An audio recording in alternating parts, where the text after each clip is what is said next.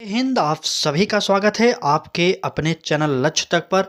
अगर आपने R O परीक्षा दिया होगा 2025 का यह पेपर, तो यह आपके लिए क्लास बहुत ही उपयोगी होने वाले, क्योंकि आयोग के द्वारा जो आंसर की जारी किया गया है उसी से आज हम आपको पूरा का पूरा पेपर सॉल्व कराने चल रहे हैं। और अपना पेपर आप खोल कर मिलाइए कि आपका कितना नंबर सही हो रहा है। आयोग के द्वारा सिर्फ अलग से आंसर की नहीं जारी किया गया है, ये एक पूरा का पूरा पेपर ही जारी कर दिया गया है। और उनके द्वारा साफ निर्देश दिया गया है कि जो आंसर सही होगा उस पर हमने टिक कर दिया है। देखिए, इस प्रकार से आयोग ने टिक करके आपके सामने प्रोवाइड कर दिया है। तो आज की इस क्लास में हम पूरा आर ओ पेपर 2025 को सॉल्व कर देंगे, वो भी आयोग के द्वारा जो ऑफिशियल आंसर की जारी की गई उसके द्वारा। ठीक है, आप आयोग की वेबसाइट पर जाएंगे तो यह पेपर आपको मिल जाएगा, क्योंकि उन्होंने यह अपलोड कर दिया है। तो चलिए, आपका पेपर सॉल्व कराने से पहले आपको बता देना चाहते हैं कि सामान्य अध्ययन के 140 प्रश्न थे और बाकी हिंदी के 60 प्रश्न थे। तो चलिए, सामान्य अध्ययन और हिंदी को मिलाकर हम आज का पेपर सॉल्व करते हैं। निवेदन बस इतना करेंगे, अगर आपने आर ओ 2025 का पेपर दिया है इस समय, तो आप अपना पेपर लेकर बैठिए, खोल लीजिए। थोड़ा सा प्रश्न इधर उधर होगा क्योंकि आपका सेट अलग होगा, और आयोग ने जो सेट अपलोड किया है ये इसका कोड ये रहा। आप कोड मिला लेंगे, अगर सेम कोड होगा तो आपको यह पेपर सेम प्रश्न मिल जाएंगे। तो चलिए स्टार्ट कर देते हैं आज के इस क्लास को। पहले प्रश्न पर देखेंगे, आयोग के द्वारा जो प्रश्न पूछा गया। पहला प्रश्न था कि मार्च 2025 में नासा के एस्ट्रोनॉट बुच विलमोर एवं सुनीता विलियम्स की पृथ्वी पर वापसी स्पेस एक्स के किस स्पेसक्राफ्ट पर हुई? तो इसका उत्तर था ड्रैगन। ए ऑप्शन इनके द्वारा सही किया गया। हम जल्दी जल्दी बताएंगे क्योंकि आप लोग मिलाते हुए चलिए। अगर आपको सही से दिखाई ना दे रहा होगा तो मैं पढ़ रहा हूँ, आप उससे मिला लीजिए। ठीक है। दूसरा प्रश्न था, वर्ष 2024 का फिजियोलॉजी या मेडिसिन का नोबेल पुरस्कार विक्टर एम्ब्रोस और गैरी रुकवन को किसकी खोज के लिए दिया गया था? तो उत्तर हो जाएगा माइक्रो आरएनए की खोज के लिए। बी ऑप्शन यहाँ पर सही किया गया है आयोग के द्वारा। ठीक है, अगला प्रश्न देखेंगे। कह रहा है कि 2024 पेरिस ओलंपिक खेलों के 57 किग्रा वर्ग के पुरुष फ्रीस्टाइल कुश्ती प्रतियोगिता का कांस्य पदक किसे प्रदान किया गया? तो अमन सेहरावत थे, आप सभी जानते होंगे। हमारा यहाँ पर बी ऑप्शन आयोग के द्वारा सही किया गया है। अब आप मिला लीजिए, ऑफिशियल मिलाइए। आपको टेंशन होगी कि हमारा कितना नंबर बन रहा है, तो आप मिलाइए जल्दी जल्दी, हमारे साथ जुड़िए, अपने मित्रों तक शेयर करिए इस क्लास को। ठीक है, चले अगला प्रश्न होगा। 2025 में पहली बार यूनाइटेड किंगडम में कौन सा अंतर्राष्ट्रीय खेल आयोजन किया गया था जिसमें भारत और अन्य देशों की टीमों ने भाग लिया था? तो वो था कबड्डी विश्व कप। आयोग के द्वारा उत्तर बताया गया कबड्डी विश्व कप। ठीक है, अगला प्रश्न होगा। भारत के प्रथम मानव युक्त डीप ओशन मिशन का नाम क्या था? तो वो था समुद्रयान। अगर हम थोड़ी स्पीड से नहीं चलेंगे ना, तो 200 क्वेश्चन कराने में 4 से 5 घंटा लग सकते हैं। इसलिए हम थोड़ी स्पीड से चलेंगे, लगभग 1 से 1.5 घंटा में समाप्त करने की हम कोशिश करेंगे। और यह पेपर सेम टू सेम कराने का यही मतलब है कि आप समझें कि आयोग ने जो उत्तर दिया है वही हम आपको सेम टू सेम प्रोवाइड कर रहे हैं, इधर उधर की टाइपिंग कुछ नहीं की है। ठीक है, चलिए आगे बढ़ेंगे। अगला प्रश्न देखेंगे। 2026 के राष्ट्रमंडल खेलों का आयोजन किस शहर में होगा? तो आपको पता होना चाहिए ग्लासगो में होगा। डी ऑप्शन हमारा सही किया गया। अगला प्रश्न था, अगस्त 2024 में दुनिया के सबसे बड़े अपतटीय पवन फर्म का उद्घाटन किस देश में किया गया? तो वो था ताइवान। ताइवान कहाँ पर है? चीन में है। ठीक है, ताइवान चीन में है। 7 प्रश्न एक पेज पर दिए गए थे। हम चलेंगे नेक्स्ट पेज पर, हमारा अगला पेज। चलिए अगला प्रश्न देखेंगे क्या कह रहा है।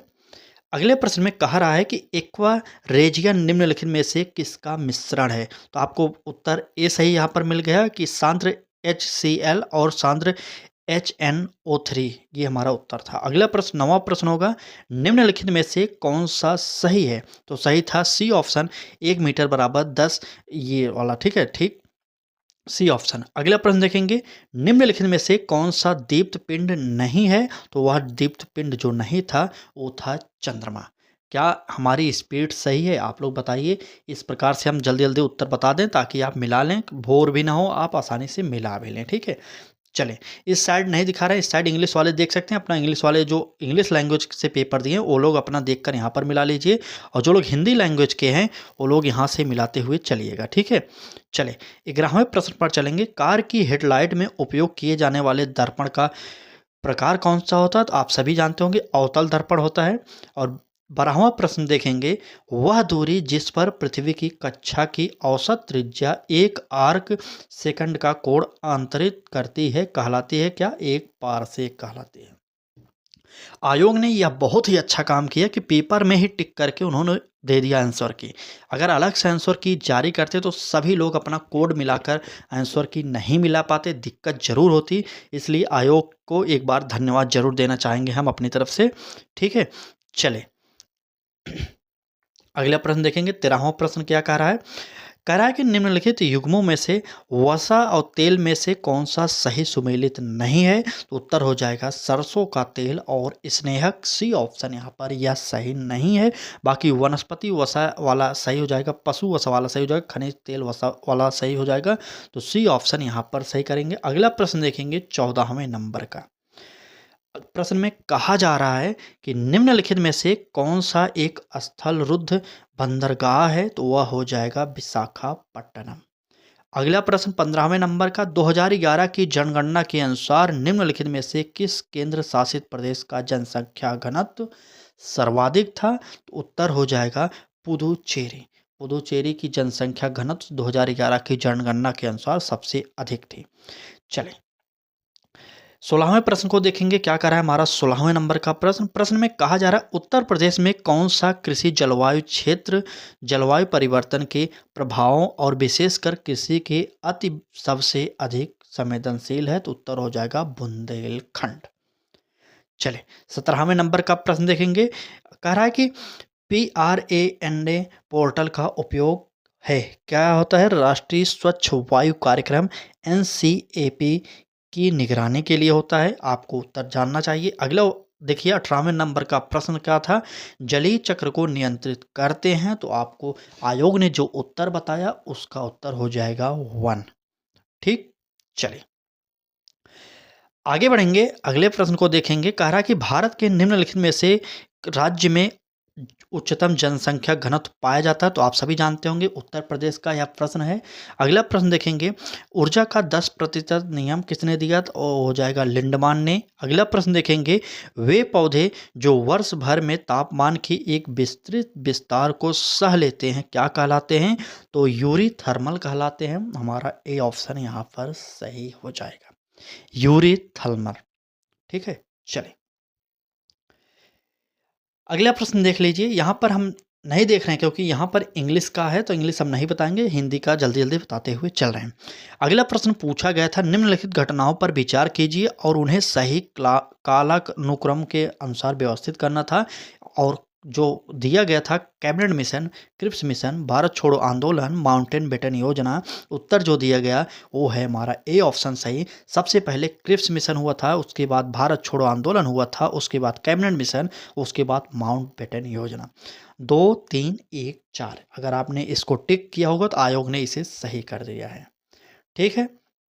चलिए अगला प्रश्न देखिए, यहाँ पर थोड़ा सा बड़ा कर दे रहे हैं। अगला प्रश्न देखिए, कह रहा है कि निम्नलिखित कथनों पर विचार कीजिए। ए ऑप्शन कह रहा है कि बदरुद्दीन तैयब जी भारतीय राष्ट्रीय कांग्रेस के प्रथम मुस्लिम अध्यक्ष थे, और दूसरा कह रहा है सरोजिनी नायडू भारतीय राष्ट्रीय कांग्रेस की पहली महिला अध्यक्षा थी। तो यह गलत हो जाएगा, सबसे यही सही है हमारा, केवल एक सही होगा।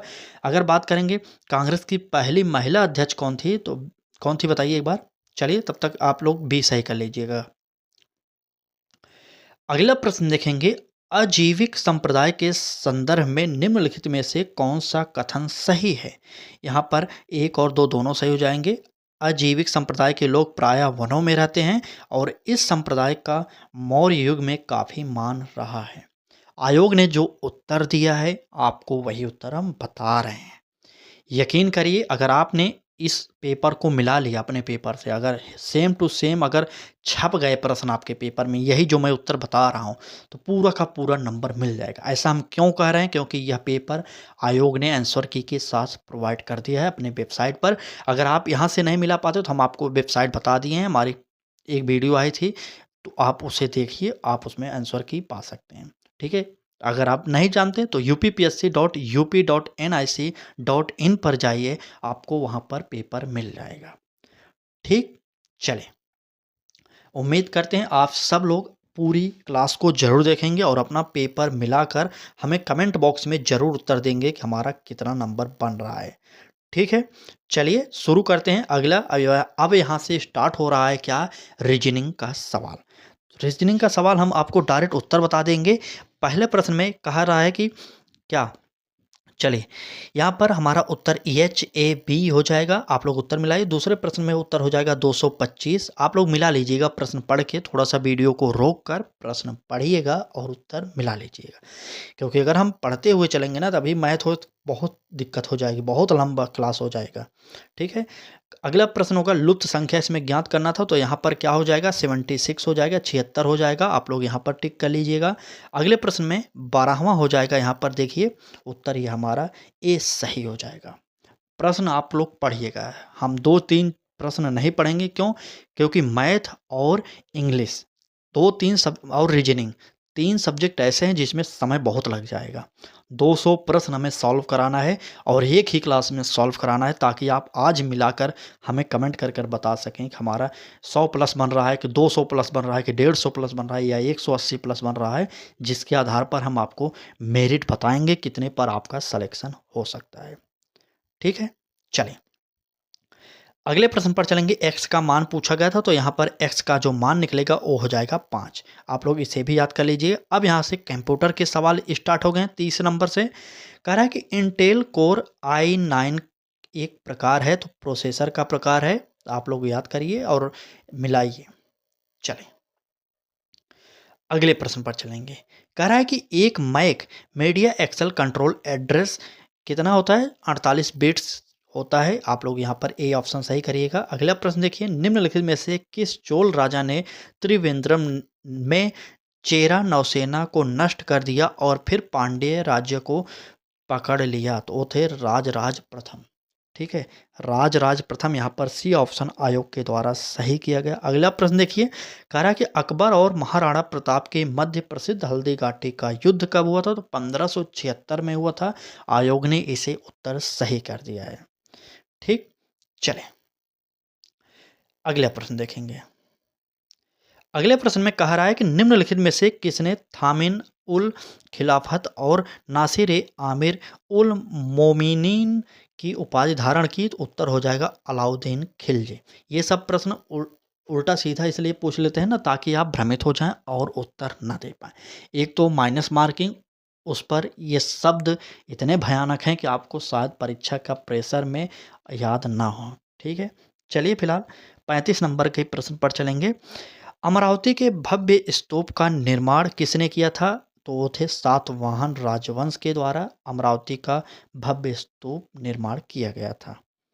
ठीक, चले अगर क्लास अच्छी लग रही हो तो लाइक कर दीजिए और अपने मित्रों तक शेयर जरूर करिएगा, क्योंकि हम इतना मेहनत किसके लिए कर रहे हैं, आपके लिए कर रहे हैं, क्योंकि आप शायद आंसर की ना ढूंढ पाएँ आयोग की वेबसाइट पर जाकर, इसलिए हम आपके लिए यह क्लास प्रोवाइड कर दे रहे हैं।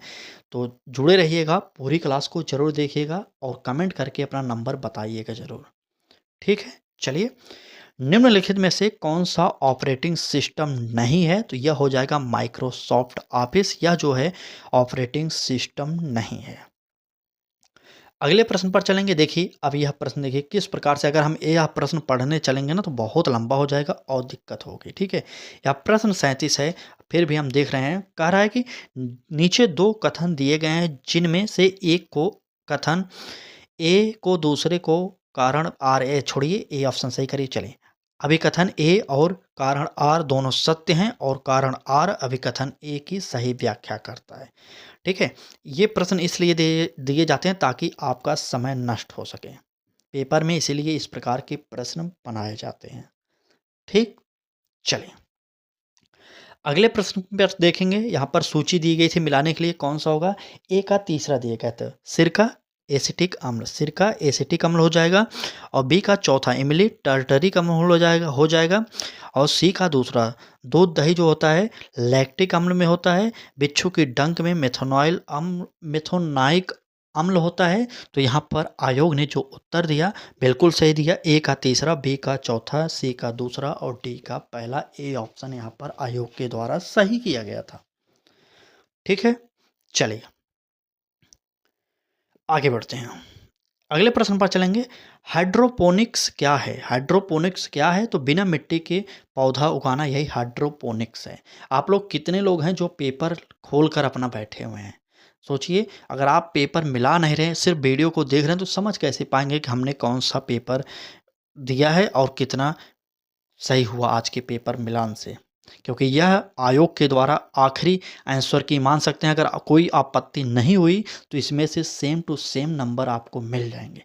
अगर आपत्ति होती है तो 2-1 नंबर इधर उधर होगा, बाकी सेम नंबर आप मिलेगा। क्योंकि आपत्ति का बहुत ज़्यादा प्रभाव नहीं पड़ता आयोग के ऊपर। हो सकता हो 2-1 नंबर इधर उधर करेंगे, बस बाकी प्रश्न और उत्तर सेम वही रहने वाले हैं। ठीक है, तो पूरा पेपर मिलाइए आप लोग। अगले प्रश्न पर चलेंगे 40वें नंबर का। विश्व जनसंख्या के संदर्भ में निम्नलिखित कथनों पर विचार कीजिए। क्या कह रहा है यहाँ पर?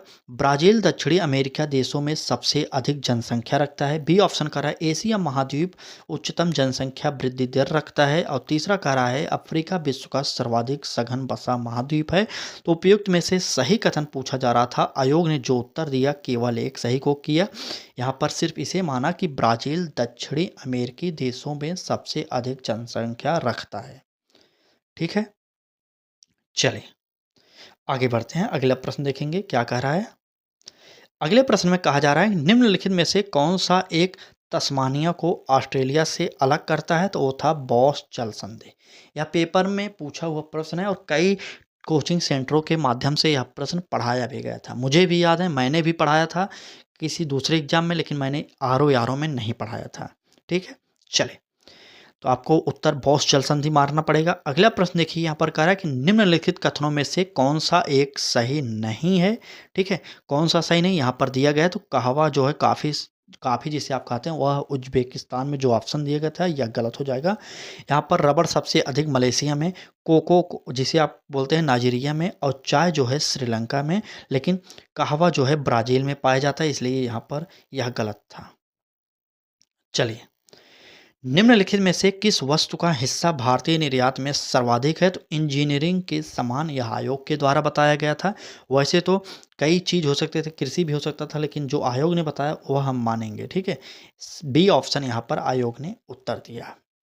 अगला प्रश्न देखेंगे, वर्ष 2036 का कैलेंडर वही होगा जो कि 2036 का कैलेंडर वही होगा जो 2008 में होगा। यह रिसाइकल होता है, मतलब घूमता रहता है कैलेंडर बनाते इस समय। ठीक है, पिछले सालों का कैलेंडर रिपीट भी होता है, यही हम बताना चाह रहे हैं। ठीक, चलें। क्लास की स्पीड अगर थोड़ी-सी भी ज़्यादा हो तो उसके लिए हम आपसे माफ़ी चाहेंगे, क्योंकि क्लास बहुत बड़ी हो जाएगी। अगर हम थोड़ा स्पीड नहीं करेंगे ना तो क्लास 3 से 4 घंटे की होगी। आप ही सोचिए, अगर हमने आपको यहाँ पर पेपर सॉल्व पूरा कराने का निर्णय लिया तो 200 क्वेश्चन हैं। ठीक है, 200 क्वेश्चन है। आप सोचिए 200 क्वेश्चन पढ़ना और उत्तर बताना, उसके बाद आगे बढ़ना, थोड़ा तो समय लगेगा। हम कोशिश कर रहे हैं कि 1 घंटे के अंदर आपको समाप्त किया जाए। ठीक है, 1 घंटे के अंदर आपको समाप्त कर दीजिए पूरी क्लास को। तो मिलाते हुए चलिए थोड़ा स्पीड में। अगर आप नहीं मिला पा रहे हैं तो वीडियो को रोक कर मिला लीजिए, फिर चलाइए वीडियो को। ठीक है, चलिए आगे बढ़ेंगे। 45वें नंबर का प्रश्न है, निम्नलिखित प्रश्न में दिए गए विकल्पों में से संबंधित शब्द युग्म चुनिए। यहाँ पर तपेदिक फेफड़ा था, टाइफाइड जो है आंत का रोग है, आप सभी जानते होंगे। और यह 46 नंबर का प्रश्न जो दिया गया था, देखते हैं क्या उत्तर दिया गया। देखिए 46 नंबर के प्रश्न में डी ऑप्शन यहाँ पर सही हो जाएगा। ठीक है, और 47 नंबर के प्रश्न पर चलेंगे। 47 नंबर का जो प्रश्न था, निम्नलिखित में से लुप्त संख्या x के स्थान पर कौन सी संख्या आएगी? तो वह हो जाएगा 120। यहाँ पर जो है 120 आ जाएगा। ठीक है, यहाँ पर 120 आ जाएगा। ठीक, डी ऑप्शन सही हो जाएगा। चलिए आगे बढ़ेंगे, यहाँ पर एक प्रश्न और दिया गया है, इसको देखिए। आपसे कह रहा है कि किसी कोड भाषा में मिस्टेक को 976544212 लिखा जाता है, तो उसी में इसको छोड़िए, आप उत्तर देख लीजिए 78579452, ए ऑप्शन हमारा सही हो जाएगा। ठीक है, चलिए आगे बढ़ते हैं। अगले प्रश्न में देख चलते हैं। कह रहा है कि सूची 1 और सूची 2 से सुमेलित और नीचे दिए गए कोड का सही प्रयोग करिए। अब यहाँ पर जो सही होगा वह हम देखेंगे। सबसे पहले ए का एकता है तो भू राजस्व हो जाएगा, और बी का जो महरौसा है वह हो जाएगा संरक्षित नगर हो जाएगा, और सी का हमारा खालिसा जो है वो हो जाएगा राज्य प्रशासन के अधीन भूमि, और सिख जो है हमारा एक भाग हो जाएगा। तो हमारा बी ऑप्शन यहाँ पर सही हो जाएगा। ए का तीसरा, बी का चौथा, और सी का दूसरा, और डी का पहला। ठीक है, यह आप सही किए होंगे पेपर में तो यह आपको 1 नंबर दिला देगा। मान लीजिए 1 नंबर नहीं तो जितने नंबर का यह प्रश्न होगा वह मिल जाएगा आपको। ठीक है, चलें आगे बढ़ेंगे। अगला प्रश्न 50वें नंबर का है। लाहौर की संधि 1846 के संदर्भ में निम्नलिखित में से कौन सा कथन सही है? तो यहाँ पर पहला ऑप्शन जो है, महाराजा ने सतलुज नदी के पार के अपने समस्त प्रदेश सदैव के लिए छोड़ दिए थे, यह सही हो जाएगा। और दूसरा भी सही हो जाएगा, सतलुज और ब्यास नदियों के बीच के सभी दुर्गों पर महाराजा ने अपना अधिकार अब कंपनी के पक्ष में छोड़ दिया था। बाकी यही सही होगा, बाकी और हम नहीं पढ़ेंगे क्योंकि आयोग ने केवल 1 और केवल 2 को सही मान लिया है। ठीक है, तो यहाँ तक हमने 50 प्रश्न सॉल्व कर लिए।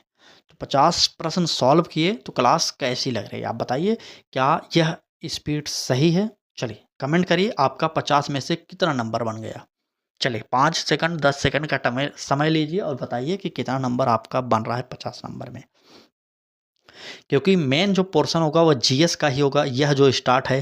क्योंकि हिंदी तो वैसे सभी लोग जानते हैं, हिंदी तो अच्छी पकड़ है सभी की। ठीक है, चलिए बताइए कमेंट करके, और यह क्लास अपने मित्रों तक शेयर जरूर करिएगा क्योंकि उन्हें भी उत्तर मिलाना है जल्दी से। आगे बढ़ेंगे, अगला प्रश्न देखेंगे कि निम्नलिखित में से कौन सी दी गई घटनाओं का सही कालानुक्रम है? तो आपको पहला ही ऑप्शन यहाँ पर सही मिल गया। पहले अगस्त प्रस्ताव, फिर क्रिप्स मिशन, फिर शिमला सम्मेलन, फिर कैबिनेट मिशन योजना। तो ये ऑप्शन यहाँ पर सही हो जाएगा। चलिए अगला प्रश्न 52वें नंबर का, भारतीय संविधान के किस अनुच्छेद के अनुसार किसी भी नागरिक को केवल धर्म, मूल जाति और लिंग, वंश और क्या कह रहा है यहाँ पर, जन्म स्थान, निवास या इनमें से किसी भी आधार पर राज्य के अधीन किसी भी योजना या पद के संबंध में अयोग्य नहीं ठहराया जाएगा, उसके साथ भेदभाव नहीं किया जाएगा? यह अनुच्छेद 16 का दूसरा है। ठीक है, सी ऑप्शन आयोग ने दे दिया है। ठीक, आयोग ने सी ऑप्शन सही कर दिया है। चलिए अगला प्रश्न देखते हैं, भारतीय संविधान के किस भाग में निर्वाचन संबंधी प्रावधान है? तो भाग यह हो जाएगा हमारा क्या, बताइए, पहला ही ऑप्शन सही हो जाएगा। ठीक है, जो यहाँ पर दिया गया है ना, ये काले काले गोला बनाए गए हैं ना, यह आयोग ने बनाया है, मैं नहीं बनाया हूँ। यह आयोग बनाया है उत्तर यही देकर, और उन्होंने अपने साइट पर इसे अपलोड कर दिया है पेपर को ही। और आयोग ने साफ कहा है कि आप अपना पेपर मिलाइए खोल कर, या पेपर कोड अलग होगा, सेट अलग होगा, लेकिन आपका प्रश्न और इस पेपर का प्रश्न सेम है। थोड़ा सा ऊपर नीचे प्रश्न होगा, आप अपने पेपर में खोज कर मिला लीजिए। ठीक है, चलिए अगला प्रश्न, लोकसभा के प्रथम अध्यक्ष कौन थे? तो वो थे जीवी मावलंकर। नेक्स्ट प्रश्न देखेंगे, निम्नलिखित में से कौन सा युग्म सही सुमेलित नहीं है? तो वो हो जाएगा ए ऑप्शन, धर्म की स्वतंत्रता का अधिकार अनुच्छेद 23-24 में इसका वर्णन नहीं मिलता।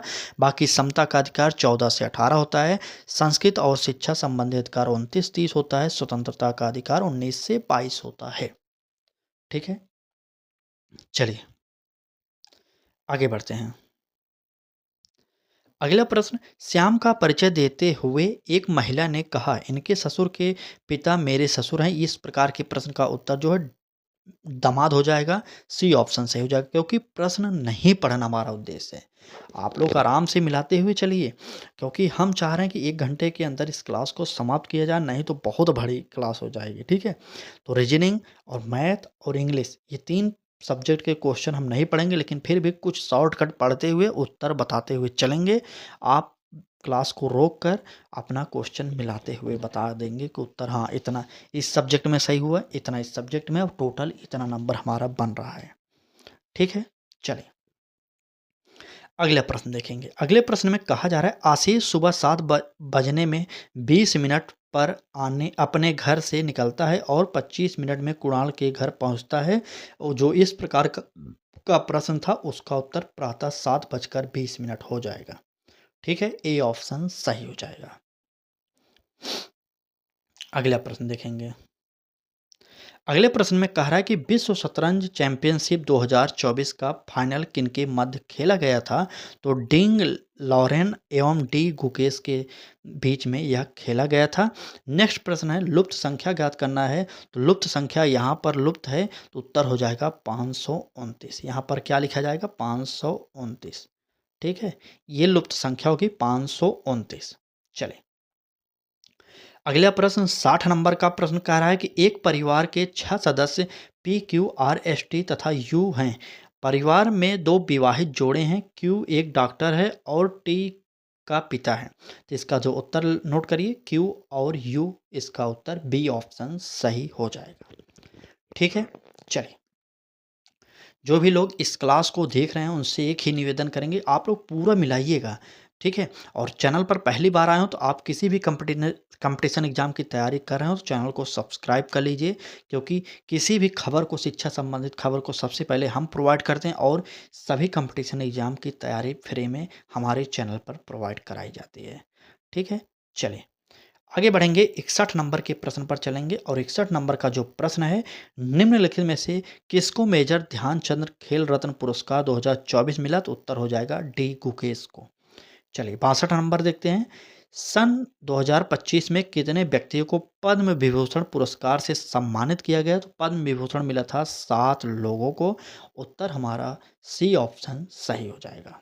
ठीक है, चलिए आगे बढ़ते हैं। वर्ष 2025 में विज्ञान, एक मिनट रुकिए, चलिए वर्ष 2025 में विज्ञान एवं इंजीनियरिंग के छात्र में पद्म विभूषण से सम्मानित विनोद धाम को किसके विकास में उनकी भूमिका के लिए जाना जाता है? तो पेंटियम चिप के लिए जाना जाता है। आप लोग डी ऑप्शन जान जाइए, यह हमारा सही है।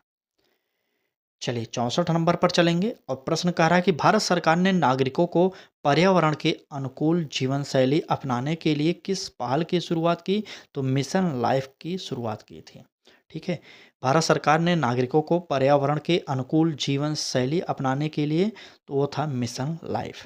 65 नंबर, भारत के चंद्रयान 3 ने चंद्रमा पर सॉफ्ट लैंडिंग करी, जिससे भारत ऐसा करने वाला चतुर्थ देश बन गया था। हमारा सी ऑप्शन यहाँ पर चतुर्थ देश बना था भारत।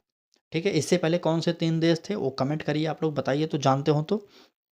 चलिए अगला प्रश्न, लोकसभा चुनाव 2024 कितने चरणों में संपन्न करवाए गए थे? तो आप सभी जानते होंगे कि 7 चरणों में लोकसभा 2024 का समापन हुआ था। ठीक है, चलिए आगे बढ़ जाइए।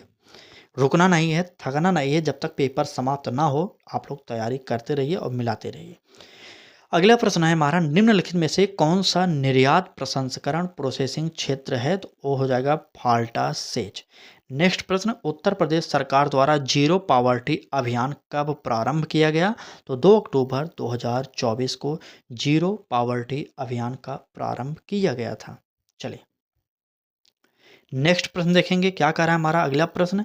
अगले प्रश्न में कहा जा रहा है कि सूची ए को 2 से मिलाना है, तो उत्तर जो हो जाएगा, देखिए यहाँ पर उत्तर दिया गया है, पहले का चौथा हो जाएगा। मानस जो है असम में है और सिमलीपाल जो है उड़ीसा में है और जो है अगस्ता मलाई जो है केरल में है और नोकरोक जो है वो है मेघालय में।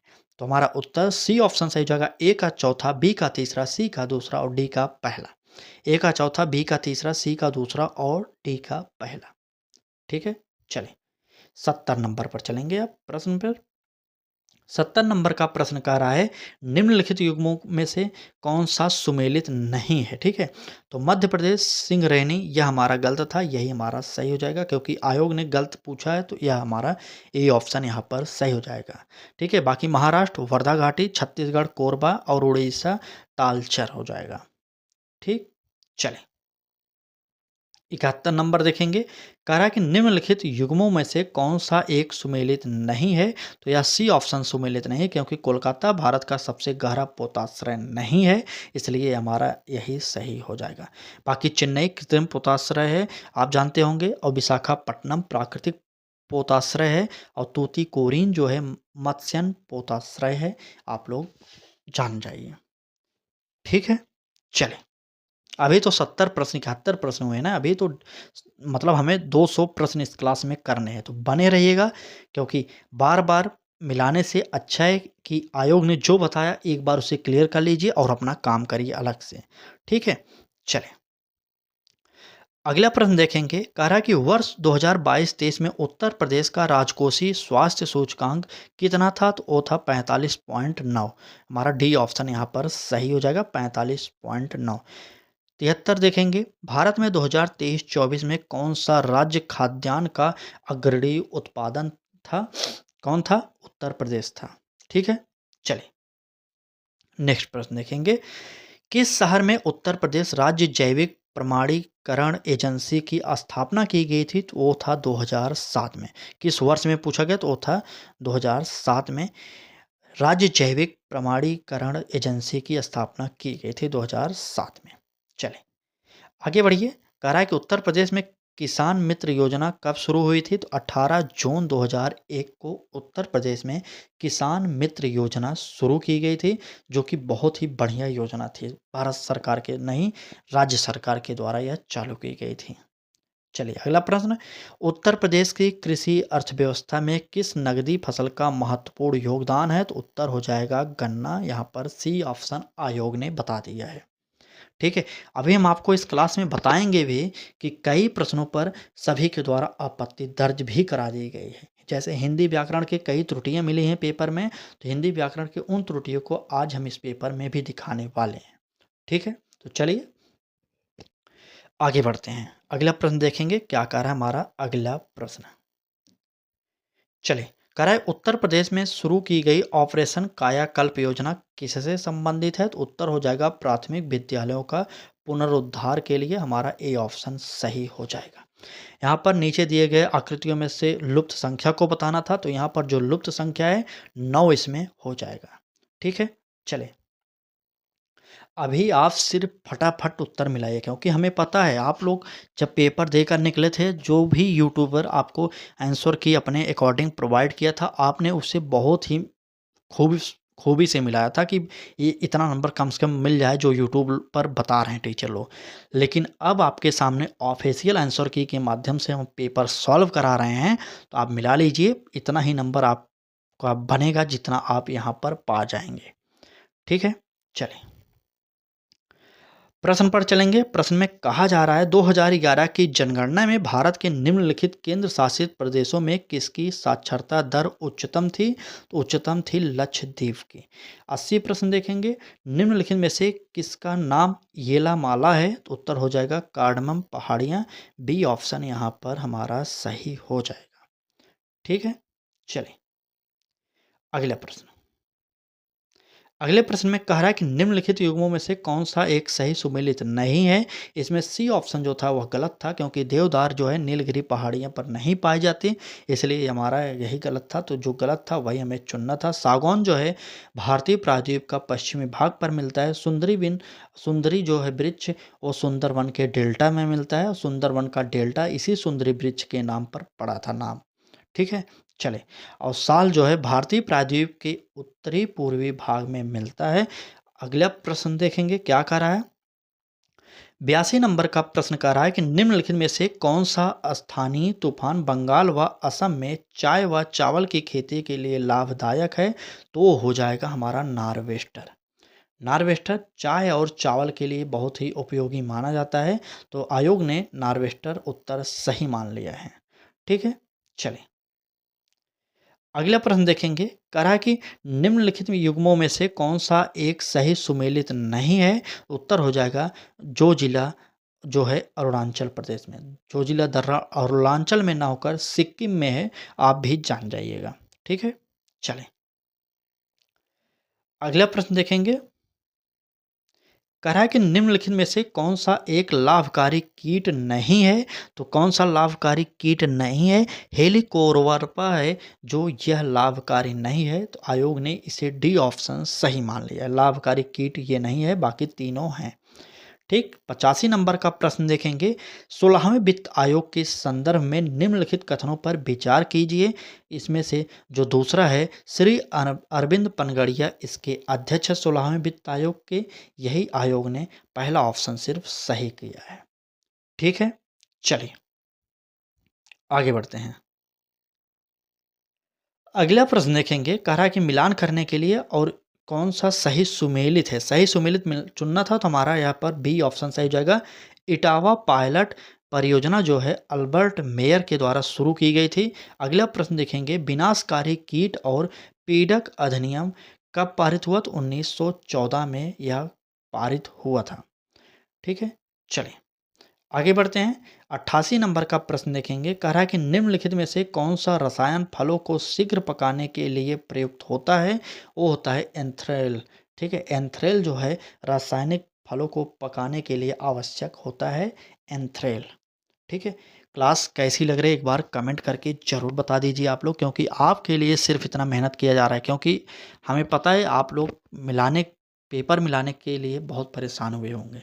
जैसे ही आप लोगों तक यह खबर पहुंची होगी कि आयोग ने अपना आंसर की जारी कर दिया होगा, तब से आप लोग थोड़ा सा इधर उधर खोज ही रहे होंगे। ठीक है, हमने सोचा कि आपको यह प्रोवाइड किया जाए। शायद अभी तक आपको यूट्यूब पर कोई टीचर ऑफिशियल आंसर की के माध्यम से पेपर को नहीं सॉल्व कराया होगा, इसलिए हमने सोचा कि सबसे पहले हम ही शुरुआत कर दें। ठीक है, चलिए बाकी आपकी इच्छा, लाइक और शेयर और सब्सक्राइब करना आपके ऊपर है। ठीक है, चलिए अगला प्रश्न देखेंगे। कह रहा कि बम्बई में अखिल भारतीय ट्रेड यूनियन कांग्रेस के पहले अधिवेशन की अध्यक्षता किसने की? उत्तर हो जाएगा लाला लाजपत राय। हमारा ए ऑप्शन सही हो गया। अगर आपने ए ऑप्शन सही किया होगा तो यहाँ पर आपको नंबर पूरा मिल जाएगा। ठीक है, चलिए अगला प्रश्न। निम्नलिखित में से कौन सा राज्य उन राज्यों में सम्मिलित नहीं है जो लॉर्ड डलहौजी द्वारा व्यक्तिगत नीति के बहाने ब्रिटिश राज्य में मिलाया गया था? उत्तर हो जाएगा कर्नाटक। व्यापकत के अंतर्गत नागपुर, सतारा और झांसी को मिलाया गया था। आप जानते रहिएगा। चले 91 पर चलेंगे। हमारा 91 का प्रश्न है। भारतीय राष्ट्रीय कांग्रेस के गठन के समय भारत का गवर्नर जनरल कौन था? तो आप सभी जानते हैं कि 1885 में कब डफरिन थे उस समय हमारे गवर्नर। अगला प्रश्न देखते हैं। 92 नंबर 92 वाला प्रश्न हम देखेंगे। प्रश्न में कहा जा रहा है बनारस का सेंट्रल हिंदू कॉलेज जो बाद में बनारस हिंदू विश्वविद्यालय के केंद्र बिंदु के रूप में सामने आया की स्थापना किसने किया? उत्तर हो जाएगा हमारा एनी बेसेंट। एनी बेसेंट ने हमारा हिंदू विश्वविद्यालय की स्थापना बनारस में किया था। आप लोग उत्तर मिला लीजिए। ठीक है, चलें आगे बढ़ते हैं।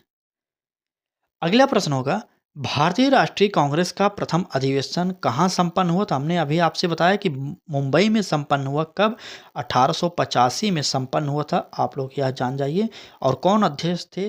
तो व्योमेश चंद्र बनर्जी इसके अध्यक्ष थे। ठीक है, चले ये ऑप्शन बंबई सही हो जाएगा।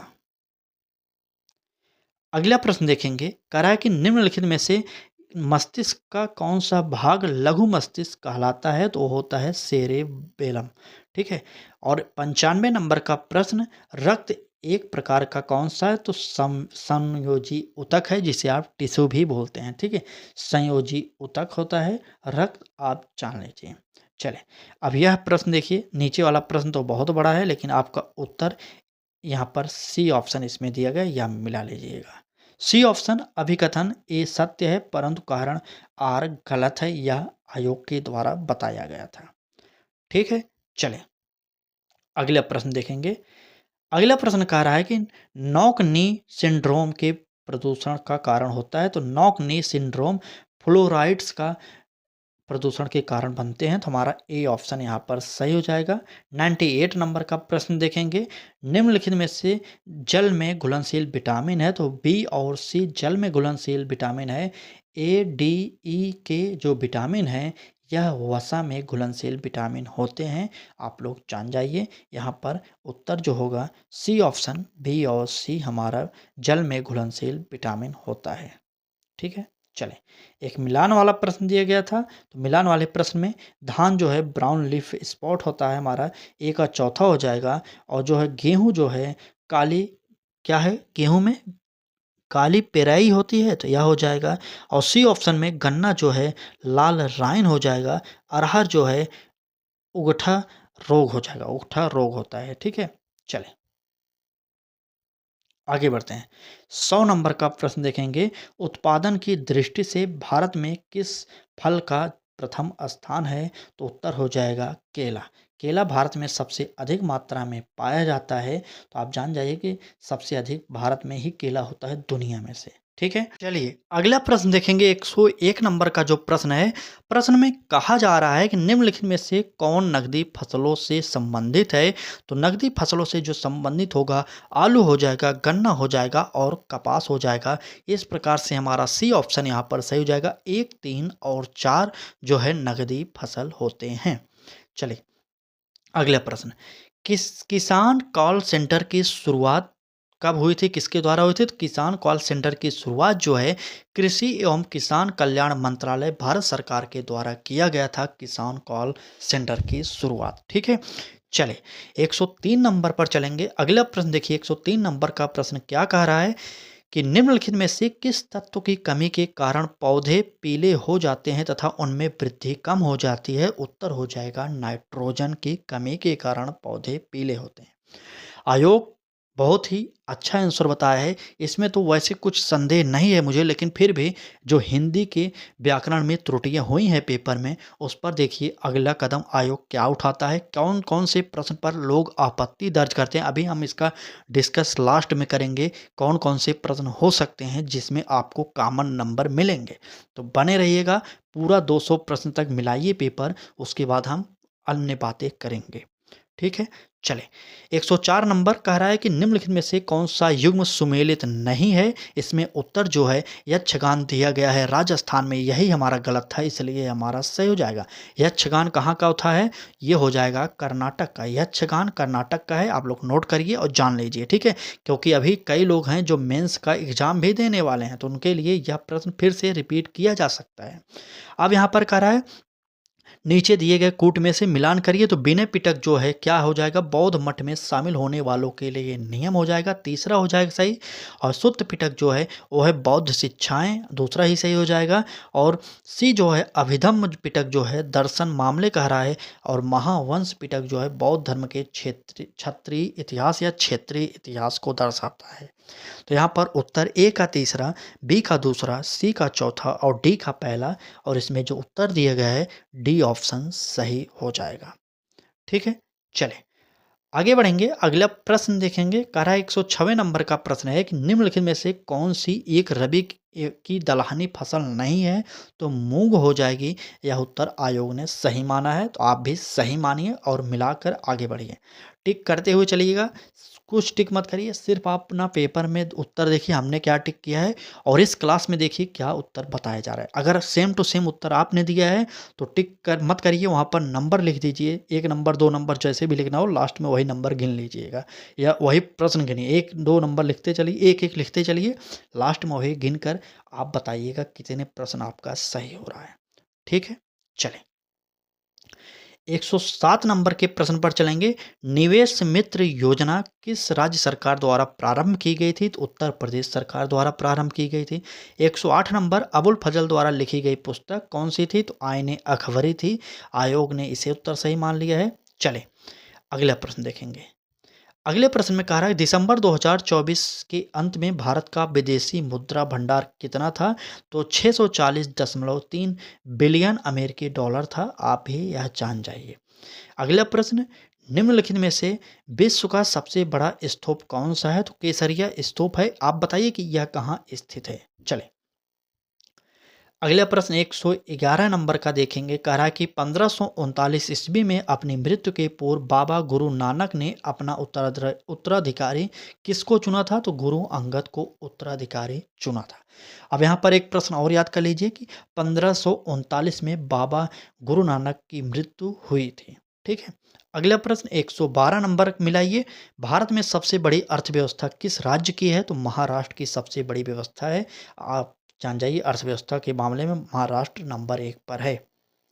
चलिए, अब यहाँ से स्टार्ट होता है 113 नंबर का प्रश्न। 113 नंबर के प्रश्न को मिलाइए। कह रहा है कि निम्नलिखित में से भारत रत्न से सम्मानित होने वाले प्रथम भारतीय कौन थे? तो आपको जानना चाहिए इनके बारे में। सी राजगोपालाचारी वो प्रथम व्यक्ति थे जिन्हें भारत रत्न मिला था। ठीक, चले 114 नंबर का प्रश्न कह रहा है निम्नलिखित में से कौन सा एक वैधानिक संस्था है? तो वित्त आयोग जो है वैधानिक संस्था माना है, या हमारा बी ऑप्शन यहाँ पर सही हो जाएगा। ठीक है, चले आगे बढ़ते हैं। अगला प्रश्न हमारा क्या कर रहा है कि भारत में केंद्र और राज्यों के मध्य करों का वितरण करता है, तो कौन करता है? तो वित्त आयोग करेगा। 116 नंबर का प्रश्न देखिए। निम्नलिखित में से किस आलोचक ने भारतीय शासन व्यवस्था के लिए अर्धसंघात्मक शब्द का प्रयोग किया? तो केसी वियर ने यह प्रयोग किया था। सी ऑप्शन केसी वियर ने। ठीक है, बाकी क्लास अच्छी लग रही हो तो लाइक कर दीजिएगा, और चैनल को अभी तक आपने सब्सक्राइब नहीं किया तो कर दीजिए। और आपको मेंस का एग्ज़ाम डेट हो गया, एग्ज़ाम पैटर्न हो गया, किताबें हो गई और क्लासेज हो गई, सारी की सारी हमारे चैनल लक्ष्य तक पर आपको फ्री में मिलेंगी। ठीक है, चलें अगला प्रश्न। और जो लोग यह क्लास में मतलब आर ओ के परीक्षा में सफल नहीं हो पाए और वो लोग 2025 में पेट का पेपर देने वाले हैं तो दे दीजिए, क्योंकि इसके अंतर्गत लगभग 10 वैकेंसी आने वाली। सबसे बड़ी वैकेंसी इसके 2025 के अंतर्गत जो पेट होगा, इसके अंतर्गत जो वैकेंसी आने वाली सबसे बड़ी वैकेंसी होगी लेखपाल की। तो लेखपाल के लगभग 9 से 10,000 पदों पर वैकेंसी आने वाली है, तो तैयारी कर लीजिएगा।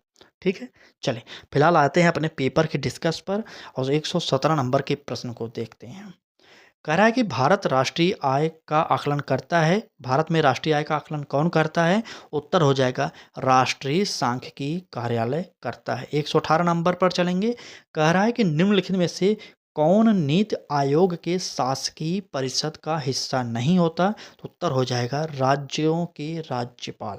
डी ऑप्शन यहाँ पर सही हो जाएगा, आयोग ने इसे मान लिया है। ठीक, चलिए मिलाते हुए चलिएगा अपना पेपर। अगला प्रश्न देखते हैं। कह रहा है कि कांग्रेस के किस अधिवेशन में पूर्ण स्वराज का प्रस्ताव पारित हुआ था? तो उत्तर हो जाएगा लाहौर अधिवेशन। 120 नंबर का प्रश्न देखेंगे। सुभाष चंद्र बोस किस राजनेता की पराजित, एक मिनट, यहाँ पर प्रश्न में थोड़ा सा मिस्टेक हो गया मुझे पढ़ने में। सुभाष चंद्र बोस किस राजनेता को पराजित करके भारतीय राष्ट्रीय कांग्रेस के अध्यक्ष बने थे? तो उत्तर हो जाएगा पट्टाभी सीतारामैया। पराजित करने से मतलब यह नहीं है कि युद्ध करे थे, हरा कर लड़े थे। ठीक है, वोटिंग जब हुआ था वो पट्टाभी सीतारामैया सुभाष चंद्र बोस से हार गए थे। ठीक, 121 नंबर का प्रश्न देखिए। यहाँ पर मिलान करना है, तो मिलान जाट विद्रोह जो हुआ था 1669 में हुआ था। जाट विद्रोह 1669 में और बुंदेला विद्रोह 1554 में, और जो है सतनामी विद्रोह जो हुआ था 1672 में हुआ था, और सिख विद्रोह 1675 में हुआ था। ठीक है, चलिए उत्तर आप लोग भी सही करिए। ए का तीसरा, बी का पहला, सी का दूसरा और डी का चौथा उत्तर सही हो जाएगा। चलिए आगे बढ़ेंगे। 122 नंबर के प्रश्न पर चलेंगे। क्या कर है हमारा 122 नंबर का प्रश्न। कलकत्ता के टाउन हॉल में एक विशाल प्रदर्शन के साथ विभाजन के विरोध में आंदोलन कब प्रारंभ हुआ? तो 7 अगस्त 1905 को यह आंदोलन प्रारंभ हुआ था। आप जान जाइए, इसका उत्तर ए ऑप्शन सही हो जाएगा। अगला प्रश्न देखेंगे। 123 नंबर का प्रश्न क्या कह रहा है कि निम्नलिखित में से किस देश ने आज़ाद हिंद सरकार को मान्यता नहीं दी थी? तो इंडोनेशिया ने आज़ाद हिंद सरकार की मान्यता नहीं दी थी, इंडोनेशिया ने। ठीक है, आज़ाद हिंद फौज की या सरकार की गठन किसने किया था? आप उत्तर बताइए जल्दी से। चलिए अभी तक हम लोगों ने 123 प्रश्न चेक कर लिए, ठीक है। 140 तक आपको पता होना चाहिए कि 140 नंबर तक जीके जीएस के प्रश्न पूछे गए हैं। उसके बाद 141 नंबर से हमारा हिंदी का सेक्शन स्टार्ट हो जाएगा, ठीक है। तो बने रहिएगा, मिलाते हुए चलिएगा और लास्ट में स्कोर जरूर बताइएगा, ठीक है। और अपने मित्रों तक शेयर भी करिए। आप जिस भी ग्रुप में जुड़े हो उसे उसमें एक बार इस क्लास को शेयर ज़रूर कर दीजिए, ठीक है। और अपने मित्र को भी बताइए, यहाँ पर पूरा पेपर जो है आयोग के द्वारा जो आंसर की जारी किया गया उस पर सॉल्व कराया गया है, ठीक है। चलिए 124 नंबर पर चलेंगे। इसमें से कौन सा सुमेलित नहीं है यह पूछा गया था, तो यह हमारा बी ऑप्शन यहाँ पर गलत था, इसलिए यह हमारा सही हो जाएगा। क्योंकि तालुकादारी जो है प्रणाली बम्बई से संबंधित नहीं है, इसलिए सही हो जाएगा, ठीक। चले 125 नंबर चलेंगे। यहाँ पर क्या कह रहा है, सही उत्तर चुनिए। सही उत्तर चुनना पड़ेगा, तो कुषाण, कुषाण क्या हो जाएगा, देवपुत्र। कुषाण देवपुत्र हो जाएंगे। और पुलकेशिन द्वितीय जो हैं दक्षिणा पथेश्वर हो जाएंगे।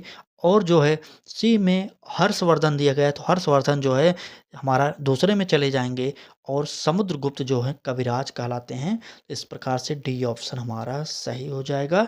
ए का पहला, बी का तीसरा, सी का दूसरा और डी का चौथा, यही हमारा सही हो जाएगा, ठीक। चलें आगे, चलें। चलिए अगला प्रश्न देखिए। यहाँ पर कह रहा है कि निम्नलिखित में से किस शासक के लिए उदयपुर प्रशस्ति में कहा गया है कि उसने वह सब कुछ पाया और सब कुछ संभव किया और जाना जो अन्य किसी द्वारा संभव नहीं हो सका था। तो भोज के लिए यह कहा गया था। बी ऑप्शन सही हो जाएगा, भोज। आगे बढ़ेंगे, अगला प्रश्न देखेंगे। 127 नंबर का प्रश्न क्या कह रहा है कि निम्नलिखित में से किस राजा का कथन है कि हमारी सारी प्रजा सत्कर्मों का सृजन करती हुई समस्त आपदाओं से मुक्त, ईर्ष्या आकुलित मनों से आनंद का भोग करे। उत्तर हो जाएगा, या किसने कहा, तो हर्षवर्धन ने कहा था, ठीक है। हर्षवर्धन ने कहा था। चले आगे बढ़ते हैं, 128 नंबर पर चलेंगे। 128 नंबर के प्रश्न पर चलेंगे। कह रहा है कि निम्नलिखित में से किस राज्य ने 2001 से 2011 की अवधि के दौरान शहरी जनसंख्या की अधिकतम 10 की वृद्धि दर्ज की थी। तो उत्तर हो जाएगा सिक्किम। 2001 से 2011 के मामले में यह सबसे अव्वल था भारत में, ठीक है। 129 नंबर का प्रश्न, निम्नलिखित में से कौन सा समुद्री धारा अटलांटिक महासागर की है, तो वो है वेनेजुएला की धारा अटलांटिक महासागर से संबंध रखती है। 129 प्रश्न हम लोगों ने पढ़ लिया। चलिए आगे बढ़ते हैं और 130 नंबर का प्रश्न देखिए क्या कह रहा है यहाँ पर। 2011 की जनगणना के अनुसार निम्नलिखित राज्यों को उनकी जनजातीय जनसंख्या के प्रतिशत के आधार पर आरोही क्रम में व्यवस्थित कीजिए। तो सबसे पहले आएगा महाराष्ट्र, उसके बाद जो आएगा राजस्थान, उसके बाद जो आएगा मध्य प्रदेश, सबसे लास्ट में आएगा चौथे नंबर पर मेघालय, ठीक है। सबसे पहले महाराष्ट्र पहले पर, और तीसरे पर राजस्थान, दूसरे पर, और तीसरे पर मध्य प्रदेश, और चौथे पर मेघालय आ जाएगा।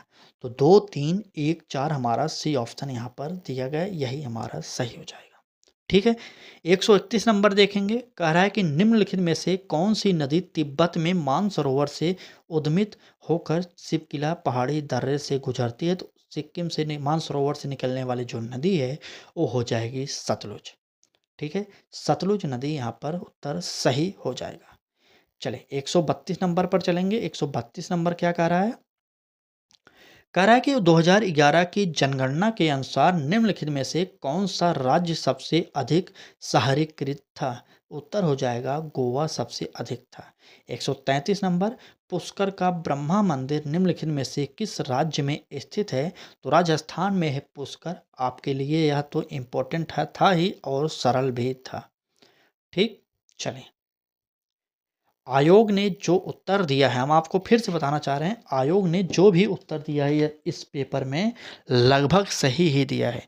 1-2 प्रश्न इधर उधर फिर से आयोग कर सकता है, बाकी और कुछ आयोग इसमें चेंज नहीं करेगा मेरे हिसाब से, तो क्योंकि हिंदी की जो व्याकरण में त्रुटियाँ हुई हैं आयोग उसको गलती मानेगा नहीं, ठीक है।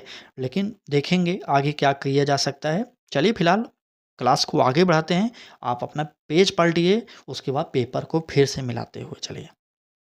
चलिए, अब कुछ प्रश्न जीएस के और बचे हैं, उसके बाद हिंदी का सेक्शन स्टार्ट कर देंगे। 134 नंबर के प्रश्न पर चलेंगे। कह रहा है कि शहरी उष्मा द्वीप की परिघटना किससे संबंधित है? सी ऑप्शन सही हो जाएगा, आसपास के ग्रामीण क्षेत्रों से शहरी क्षेत्रों में अधिक तापमान। 135 नंबर, राष्ट्रीय कृषि अर्थशास्त्र और नीति अनुसंधान संस्थान किस शहर में स्थित है? उत्तर हो जाएगा नई दिल्ली में स्थित है।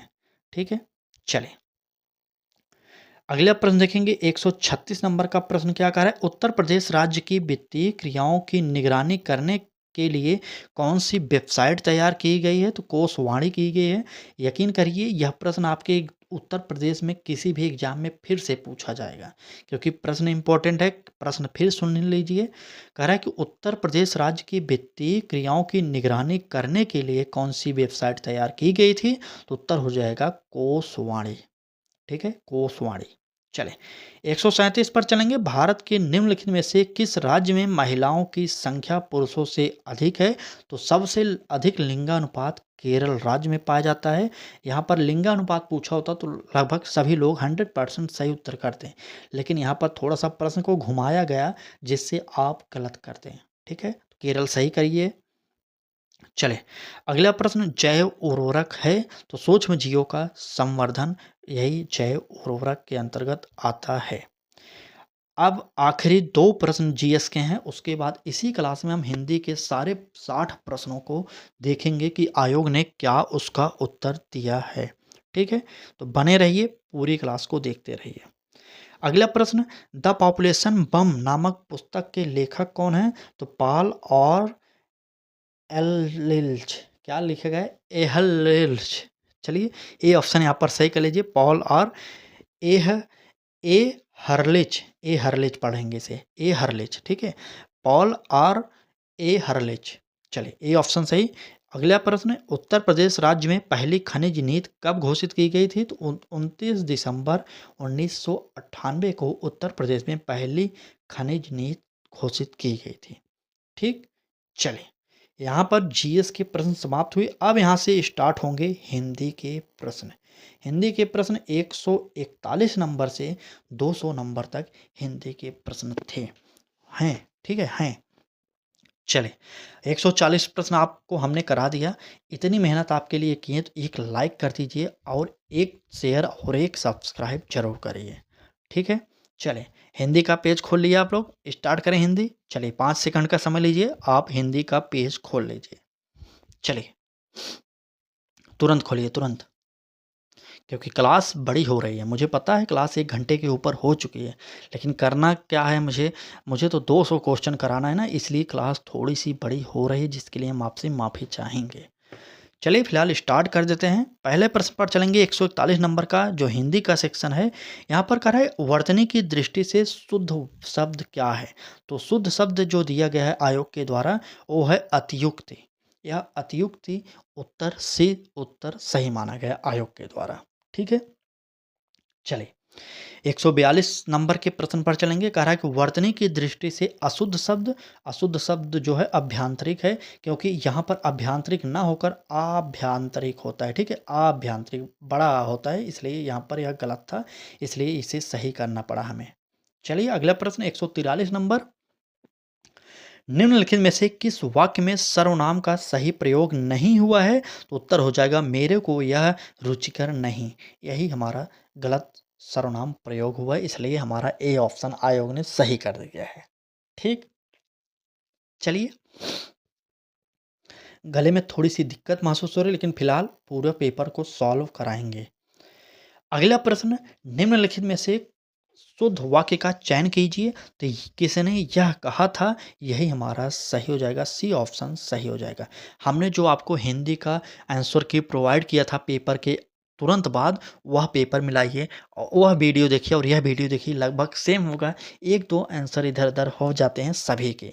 ठीक है, चलिए अगला प्रश्न 145 नंबर का, अधोलिखित में से कौन सा वाक्य शब्द चयन की दृष्टि से शुद्ध है? तो बी ऑप्शन यहाँ पर शुद्ध दिया गया, मैं उनका पितृवत सम्मान करता हूँ। ठीक है, चले 146 नंबर को देखेंगे। कह रहा है कि अशुद्ध वाक्य का चयन कीजिए। तो इस प्रश्न में डी ऑप्शन सही हो जाएगा, क्योंकि यही अशुद्ध है कि उन्होंने उसकी आड़े हाथों खबर ली। यह हमारा ऑप्शन डी सही हो जाएगा। 147 नंबर, वर्तनी की दृष्टि से अशुद्ध शब्द है आधीन हो जाएगा। यही आधीन जो है यही अशुद्ध है। क्यों अशुद्ध है? यह होता है अधीन, ठीक है। यह शब्द सही होगा अधीन, लेकिन यहाँ पर आधीन बड़ा आर लगने से यह शब्द गलत हो जाएगा। अगला प्रश्न 148 नंबर, निम्नलिखित में से क्या करा है? अभिज्ञ शब्द का उपयुक्त विलोम है। अभिज्ञ मतलब अनभिज्ञ। यह हमारा डी ऑप्शन सही हो जाएगा। चलिए आगे बढ़ते हैं। यहाँ पर बगल में दिया गया है अगला प्रश्न। चलिए 149 नंबर पर आ गए हम लोग। 149 नंबर को देखिए, क्या करना है? मिलान करना है। उदार जो हो जाएगा, उदार का कृपण हो जाएगा। और बी ऑप्शन उदासीन जो है, उदासीन आसक्त हो जाएगा। और सी ऑप्शन जो है उद्धत जो है क्या हो जाएगा बताइए। चलिए उद्धत जो है क्या होगा? विनीत होगा। या सी का विनीत हो जाएगा। और उद्भव जो है अवसान हो जाएगा। तो सी ऑप्शन यहाँ पर सही हो जाएगा। ए का दूसरा, बी का चौथा, सी का पहला और डी का तीसरा। अगर आपने यह सही किया है तो आयोग ने आपको नंबर पूरा दे दिया है। चले अगला प्रश्न, विलोम की दृष्टि से शुद्ध शब्द युग्म हैं तो कौन से? सूक्ष्म और स्थूल। यह शब्द अगर आपने टिक किया होगा तो आपको नंबर मिलेगा। अगला प्रश्न 151 नंबर को देखेंगे। क्या करना है? यहाँ पर मिलान करना है। तो क्या है? पहला प्रफुल्ल शब्द है। प्रफुल्ल मतलब म्लान होता है। और बी ऑप्शन व्यास जो है, बी ऑप्शन व्यास का समास होता है। और कृत्रिम का क्या होता है? कृत्रिम का होता है प्राकृत। और प्रेम का जो है, प्रेम का होता है घृणा। इस प्रकार से ए ऑप्शन हमारा सही हो जाएगा। ए का तीसरा, बी का दूसरा, सी का चौथा और डी का पहला। अगर आपने टिक किया तो आपको नंबर मिल गए। सिंपल सा फंडा है। चलिए आगे बढ़ते हैं। 152 नंबर पर चलेंगे। फिर से बताइए, 150 प्रश्न आप लोगों के सामने हमने कर दिया कि आप लोग 150 प्रश्न मिला चुके। एक बार कमेंट करिए कि कितने प्रश्न आपके सही बन रहे हैं। ठीक है, चलिए कितने प्रश्न आपके सही बन रहे हैं आप लोग बताइए। जल्दी से बताइएगा कितने प्रश्न आपके सही बन रहे हैं। चलिए जल्दी बताइए। चलिए फिलहाल क्लास को आगे बढ़ाते हैं, तब तक आप लोग मिलाते हुए चलिएगा। लास्ट में ज़रूर बताइएगा कि आपका प्रश्न कितना बना, ठीक सही कितना बना। 152 नंबर पर चलेंगे। कह रहा है कि कुछ लोग नागपुर से आए हैं। वाक्य में कुछ शब्द विशेषण कौन सा भेद है? तो आयोग के द्वारा जो उत्तर दिया गया तो वह है परिमाणवाचक विशेषण। इसमें नंबर तो मिलना ही चाहिए, क्योंकि यहाँ पर कुछ लोग हैं अनिश्चयवाचक, अनिश्चय संख्यावाचक का प्रयोग हो रहा है। इसमें यहाँ पर संख्यावाचक विशेषण होना चाहिए था, लेकिन आयोग ने यहाँ पर गलती मेरे हिसाब से तो कर दिया। देखिए अभी पूरा डिटेल जब हम अलग से बनाएंगे, क्लास को पढ़ाएंगे, तब आपको दिखाएंगे। ठीक है, यहाँ पर परिणामवाचक विशेषण अगर आपने टिक किया तो आयोग ने आपको नंबर दिया होगा। चलें, निम्नलिखित में से सूर्य का पर्यायवाची नहीं है तो उत्तर हो जाएगा शार्दुल। शार्दुल जो है सूर्य का पर्यायवाची नहीं है। बाकी तीनों जो है प्रभाकर, अंशुमाली और मार्तंड यह सूर्य के पर्यायवाची होते हैं। यह मत समझिए कि हमने कहा कि आयोग ने आपको नंबर दिया होगा, तो अभी नहीं देगा, लेकिन जब रिजल्ट आएगा तब आपको नंबर तो मिलेगा ही। ठीक है, चलिए 154 नंबर पर चलेंगे। निम्न गुणवाचक विशेषण के अंतर्गत नहीं है, तो गुणवाचक विशेषण के अंतर्गत सब नहीं आता, आप जान जाइए। यह हमने अपनी क्लास में बताया था। चलिए 155 नंबर, निम्नलिखित में से किस समूह में सभी शब्द पर्यायवाची नहीं है? तो रसीम, अंशु, मयूख और चैन यह सभी पर्यायवाची नहीं। 156 नंबर पर चलेंगे। अग्नि का पर्यायवाची यहाँ पर पूछा गया था, तो अग्नि का पर्यायवाची नहीं है, नहीं है पूछा गया है। ठीक है, अद्रि जो है वह अग्नि का पर्यायवाची नहीं होता। 57 नंबर पर चलेंगे। कामनी अत्यंत सुंदर है। अत्यंत शब्द यहाँ पर कौन सा है? तो अत्यंत शब्द यहाँ पर विशेषण नहीं है, प्रविशेषण है। जो शब्द विशेषण की भी विशेषता बताए उसे प्रविशेषण कहा जाता है। जैसे यहाँ पर कह रहा है कामनी अत्यंत सुंदर है, सुंदर की भी विशेषता बता रहा है अत्यंत शब्द, तो यहाँ पर अत्यंत शब्द जो है प्रविशेषण के अंतर्गत आ जाएगा। चलें 158 नंबर, निम्नलिखित में से कौन सा शब्द वृक्ष का पर्यायवाची नहीं है? तो हमने आपसे बता दिया विशिख जो है पर्यायवाची नहीं है। ठीक है, आगे बढ़ते हैं। अगला प्रश्न, अधोलिखित में से नदी का पर्यायवाची नहीं है, तो नदी का पर्यायवाची जो नहीं है वो हो जाएगा बेड़ी। 160 नंबर, ब्रह्मा का पर्यायवाची पूछा गया था, क्या नहीं है, तो विबुध जो है यह ब्रह्मा का पर्यायवाची नहीं है। 161 नंबर पर पूछ लिया गया था कि सिंह का पर्यायवाची नहीं है, वो हो जाएगा मार। मार जो है सिंह का पर्यायवाची शब्द नहीं कहा जाता। चले, अब यहाँ से थोड़ी स्पीड और तेज़ करेंगे क्योंकि क्लास बड़ी हो रही है, मुझे पता है क्लास बड़ी हो रही है तो आप बोर हो रहे होंगे। ठीक है, चलिए यहाँ पर शॉर्टकट में पढ़ते हुए चल रहे हैं। ठीक है, सभी शब्द पर्यायवाची नहीं है, अगर आपसे पूछा जा रहा तो वह हो जाएगा ब्राह्मी, भारती, गिरी और वाक। 163 नंबर, कामदेव का पर्यायवाची नहीं है, तो कामदेव का पर्यायवाची जो है माधव नहीं है, माधव श्री कृष्ण को कहा जाता है, इसलिए यहाँ पर यह उत्तर सही हो जाएगा।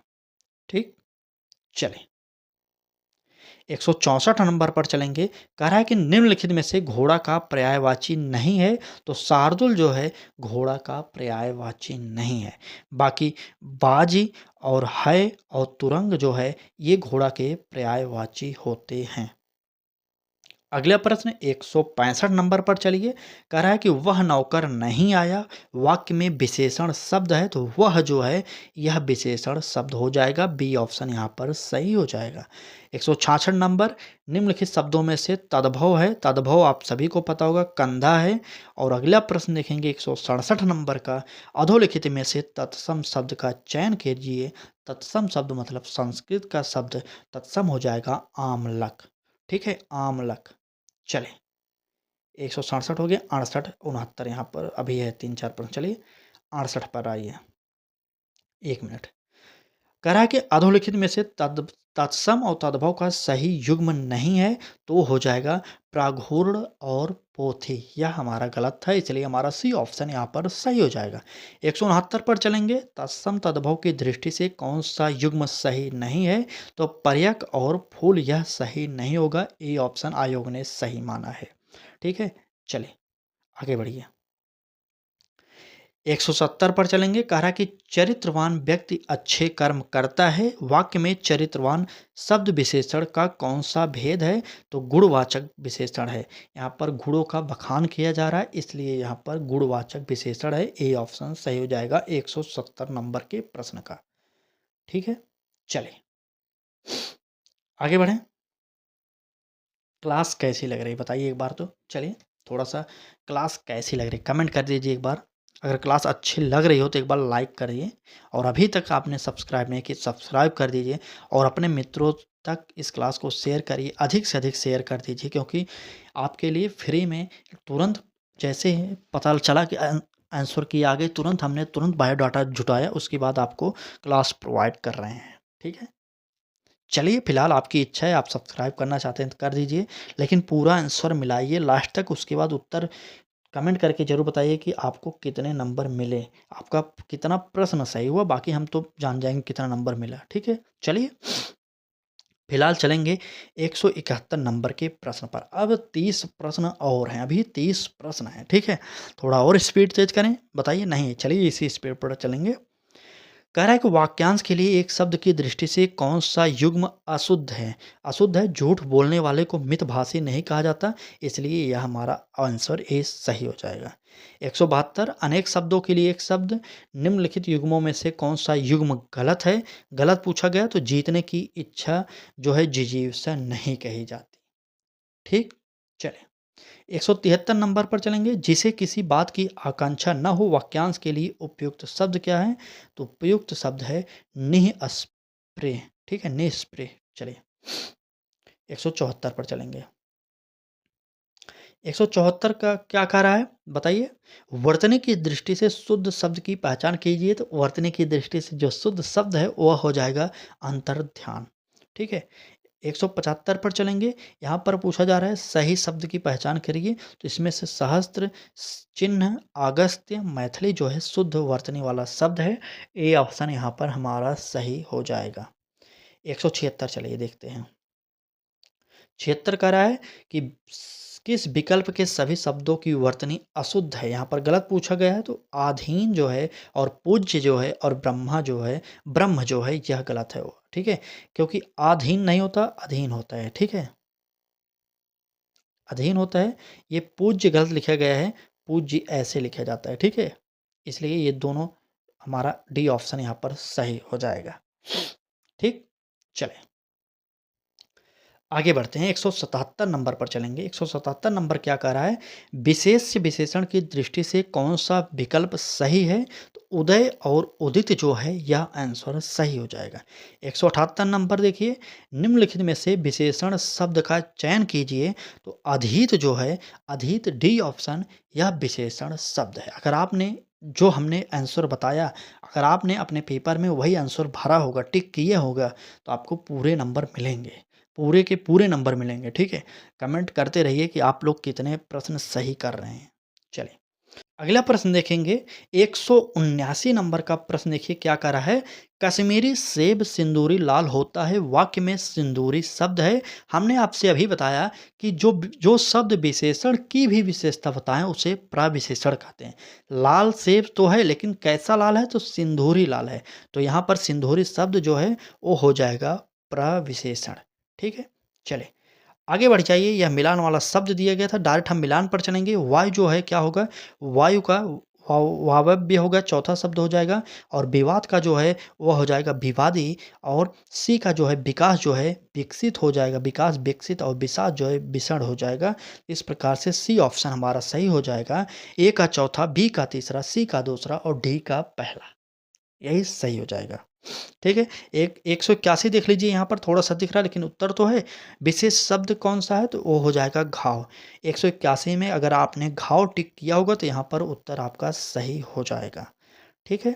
चलें अगला प्रश्न। ये प्रश्न बहुत वायरल हुआ था। कई लोगों ने इस पर शॉर्ट वीडियो बनाकर बहुत वायरल किया था, ठीक है।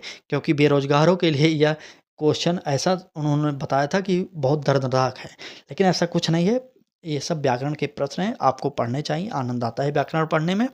चलिए 182 नंबर का प्रश्न कह रहा है, श्रृंगार करके नायक की प्रतीक्षा करने वाली नायिका वाक्यांश के लिए उपयुक्त शब्द क्या होता है, तो इसे हम कहेंगे वाक सच्चा, वाक सच्चा, ठीक है।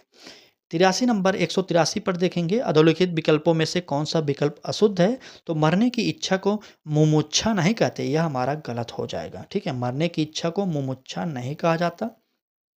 चले अगला प्रश्न, जिस व्यक्ति का चित्त किसी भी देश काल और परिस्थिति में एक समान रहता है, वाक्यांश के लिए उपयुक्त शब्द है वो है स्थिर चित्त, स्थिर चित्त, ठीक है।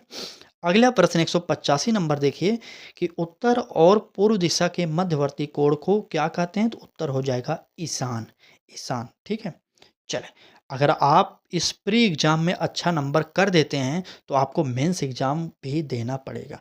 और मेंस एग्ज़ाम की सारी डिटेल नोटिफिकेशन जैसे ही जारी होगा हम आपको तुरंत सूचित कर देंगे, अगर आप हमारे चैनल को सब्सक्राइब किए रहेंगे तब, ठीक है। फिलहाल अपना पेपर मिलाइए और नंबर बताइए। हमें बहुत उत्सुकता है मेरे अंदर कि मैं देखूं आप लोग कितना अच्छे से पेपर करके आए हैं, ठीक है। चलिए 186 नंबर को मिलाइए पहले।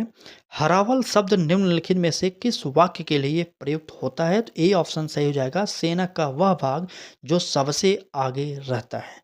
187 नंबर पर चलेंगे, वाक्यांश तथा उसके लिए प्रयुक्त एक शब्द का कौन सा युग्म सुमेलित नहीं है, वह हो जाएगा जानने की इच्छा रखने वाला बुद्धिमान।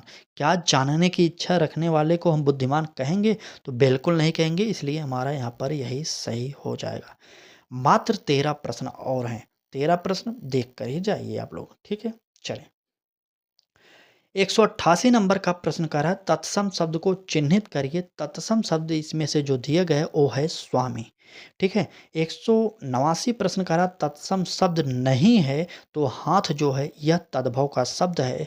बाकी तीनों अग्निपुत्र और जल ये तत्सम शब्द हैं। चलिए 190, नैहर शब्द का तत्सम रूप होगा, तो तत्सम रूप जो है जाति गृह हो जाएगा नैहर शब्द का, ठीक है। जल्दी जल्दी मिलाते हुए चलिए, आपका समय बच रहा है। अगर क्लास की स्पीड तेज़ लग रही हो तो आप क्लास को रोक कर उस प्रश्न को मिलाइए, फिर चलाइए क्लास, थोड़ा चल जाए तो फिर अगला प्रश्न मिलाइए। इस प्रकार से आप मिलाते हुए चलिए। लेकिन जो लोग जल्दी जल्दी मिला रहे हैं, जैसे जो सेट हमारा पेपर का है वही अगर आपका होगा तुरंत तुरंत आप मिला लेंगे, ठीक है। फिलहाल आपके पेपर पर डिपेंड करता है, प्रश्न सेम है।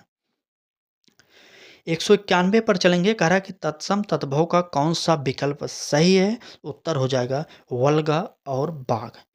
192 पे देखेंगे कि निम्नलिखित में से कौन सा तुरंत का तत्सम रूप है? तुरंत मतलब हो जाएगा त्वरित। 193 नंबर, जहाँ किसी बात का डर ना हो वाक्यांश के लिए उपयुक्त शब्द है तो वह हो जाएगा निरापद। सी ऑप्शन यहाँ पर सही हो जाएगा। 194, नीचे दिए गए शब्दों में तत्सम नहीं है तो तत्सम नहीं शब्द है जो अकेला जो है तत्सम शब्द नहीं होता है। ठीक है, चलिए आखिरी के 5-6 प्रश्न और बचे हैं। चलिए 195 नंबर का प्रश्न कह रहा है अग्रगामी का विलोम शब्द क्या होता है? तो पश्चिगामी होता है, यह आप भी जान लीजिए। 196 नंबर का प्रश्न कह रहा है कि बाह्य एवं ग्राह्य शब्द के विलोम का सही विकल्प है तो अभ्यंतर और त्याज्य। ठीक है, 197 नंबर देखिए, निम्नलिखित में से अशुद्ध विलोम शब्द जो पूछा गया था तो अर्थ था। अथ और श्री गणेश, यही हमारा उत्तर सही हो जाएगा। आप लोग जान जाइए। ठीक है, अथ और श्री गणेश। अगला प्रश्न 198 नंबर कि निम्नलिखित प्रदत्त विलोम युग्मों में से अशुद्ध का चयन कीजिए। अशुद्ध जो है सदाचारी और दुर्व्यवहारी, यही हमारा गलत था, इसलिए आयोग ने इसे सही मान लिया।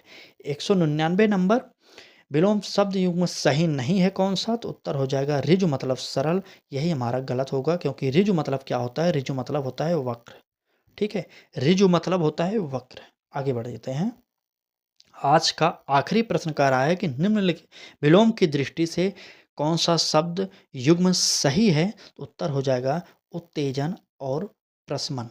उत्तेजन और प्रशमन, यह हमारा आंसर सही हो जाएगा। ठीक है, चलिए आज के इस यूपी आरओ एआरओ 2025 के पेपर में आपने कितने नंबर पाया यह कमेंट करके ज़रूर बताइए। और जो लोग अच्छा स्कोर कर रहे हैं वो लोग मेंस की तैयारी करते रहे और हमारे चैनल को सब्सक्राइब कर लें। जैसे ही कोई लेटेस्ट अपडेट आती है आपके लिए हम आपको प्रोवाइड कर देंगे। बाकी आप लोगों का नंबर कितना बना यह कमेंट करके ज़रूर बता दीजिएगा क्योंकि हमें भी उत्सुकता है कि हमें आपका नंबर जानना है। ठीक है, तो अपने मित्रों तक शेयर कर दीजिए। जितने भी लोगों ने इस क्लास को देखा है एक बार लाइक कर दीजिए और जितने भी लोगों ने देखकर सब्सक्राइब नहीं किया तो उससे एक ही निवेदन करेंगे उनसे कि चैनल को सब्सक्राइब कर लीजिए और बेल आइकन को ऑन कर लीजिए। आपका फ़ायदा ही होगा, घाटा कुछ नहीं होने वाला है। ठीक है, धन्यवाद।